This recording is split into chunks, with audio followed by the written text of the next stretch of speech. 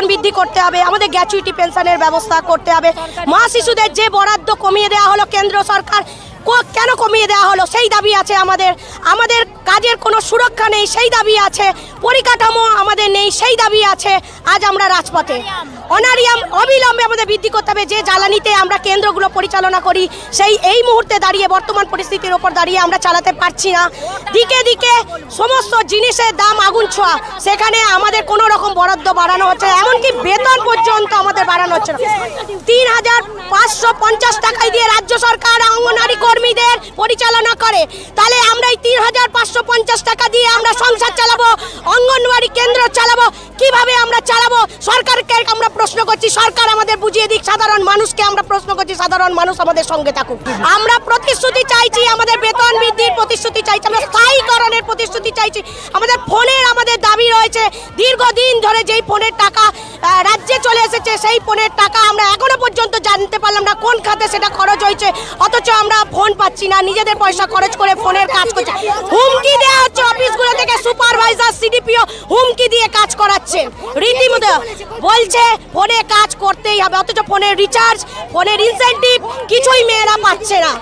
কেন্দ্রীয় সরকার আমাদের জন্য দেখেননি, আমরা কেন্দ্রীয় সরকারের এগেনস্টে আছি। আমরা বারবার বলেছি আয়ুষ্মান ভারত দিয়ে আমরা গায়ে মাখবো, মাথায় মাখবো, না স্নান করব, না খাবো আয়ুষ্মান ভারতের কার্ড দিয়ে। আবার এনারা বলছেন আমাদের দায়িত্ব, ওনারা যেটুকু করছেন সেটুকু। আমরা এরপর কর্মবিরতির দিকে যাব, আমরা কাজকে বন্ধ রাখবো। শুধুমাত্র মা ও শিশু নিয়ে আমাদের কাজ করার কথা, আমাদের যাবতীয় কাজ করিয়ে দেয়। কোথায় মেলা, কোথায় ঠেলা, কোথায় দুয়ারে সরকার, হ্যাঁ স্কুলে পরীক্ষা নিয়ে আমাদের বৈঠক আমরা মনপ্রুত হইনি। আমাদের জন্য ওনারা চিন্তা ভাবনা করেননি, জানাবেন বলেছেন, সেটা আমরা খুশি হইনি। কেন্দ্র এবং রাজ্য যে বাজেট পেশ হলো সকলেই লক্ষ্য করেছেন, এবং আজকে যে সারা ভারতবর্ষে যে স্কিম ওয়ার্কার রয়েছে, পশ্চিমবাংলাতেও রয়েছে অঙ্গনওয়াড়ি কর্মী, পৌর আশাকর্মী, রুরাল আশাকর্মী, কোনো এই স্কিমের কোনো ওয়ার্কারদের 1 পয়সা ভাতা বৃদ্ধি হয়নি। অবাক বিস্ময় আমরা লক্ষ্য করলাম। ডিসেম্বরে কথা দিয়েছিলেন কেন্দ্র সরকার, রাজ্য সরকার কথা দিয়েছিলেন 6 অক্টোবর, অথচ কেউ 1 পয়সা বৃদ্ধি করলো না। আমরা আজকে হতাশ। আমরা 9 তারিখেই অবরোধ করতাম, মাধ্যমিক পরীক্ষা চলার জন্য আমরা অবরোধ করতে পারিনি, কর্মসূচি নিতে পারিনি। মাধ্যমিক পরীক্ষা আজকে যেই শেষ হলো, আমরা 2টোর পর থেকে কর্মসূচি নিয়েছি, অবরোধ করেছি। হ্যাঁ, যদি আমাদের বেতন বৃদ্ধির কোনো আশ্বাস না পাই, আগামী মাস থেকে কর্মবিরতি চলবে।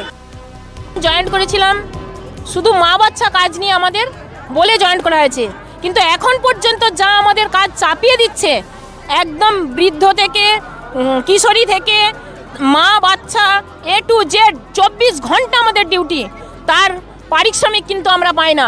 আমরা যে পরিশ্রম করছি তার পারিশ্রমিক যদি সরকার আমাদের দিয়ে থাকেন, সরকারের কথা, একটা পরিবার 18,000 টাকা না হলে তার পরিবার চলে না, কিন্তু আমাদের 4,500 টাকা দিয়ে সেই সরকার কি করে ক্ষান্ত আছেন? দুটো সরকারকে আমরা ধিক্কার জানাই। আমাদের যতক্ষণ না দাবি আদায় হবে আমরা এখান থেকে উঠছি না, উঠবো না।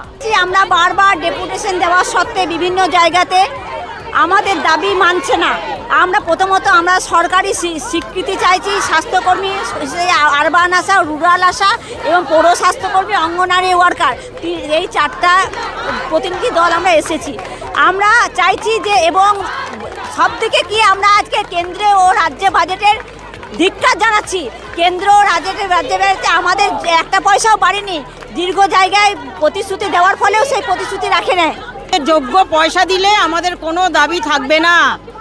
আমাদের সচিবাজা বলেছিলেন যে আপনারা রাস্তায় বেরোবেন না, আপনাদের সমস্ত কিছু আমরা শুনলাম, আমরা সামনের দিনে আমরা সব কিছু ঠিকঠাক করে দেব, কিন্তু সে কথা উনি রাখতে পারেননি। আমাদের লক্ষ্মী ভাণ্ডার চাই না, লক্ষ্মী ভাণ্ডার 1000 টাকা দিতে কে বলেছে? আমাদের যোগ্য খাটিয়ে নিচ্ছে, যোগ্য পয়সা দিন। আমাদের যোগ্য পয়সা দিলে আমরা এগুলো কোনোদিনই রাস্তায় নামতাম না।